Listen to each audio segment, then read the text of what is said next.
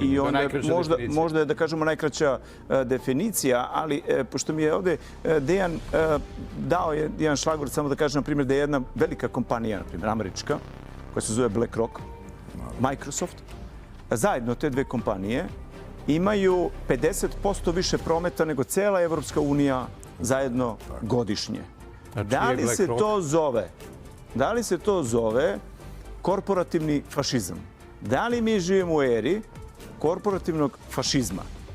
I da li sve kad provučemo sada, kroz algoritme, kroz društvene mreže, kroz veštačku inteligenciju, kroz medije, televizije, kroz različite takozvane spontane revolucije, od toga mi najviše muka. Spontana revolucija. Spontana revolucija, dragi gledalci, ne postoji. Čisto da znate, to je ovde se znalo još i 5. oktobra. Kockasta lopta što ne postoji. Da, tako da, evo, tu sam sad negde teo da napravimo jedan mali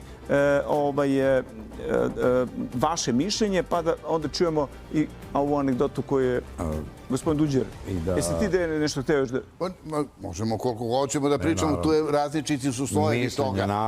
Ja sam samo hteo da istaknem, ima razlike u masoneriji. Kad ja kažem ima obaveštenih službi, odnosno kod nas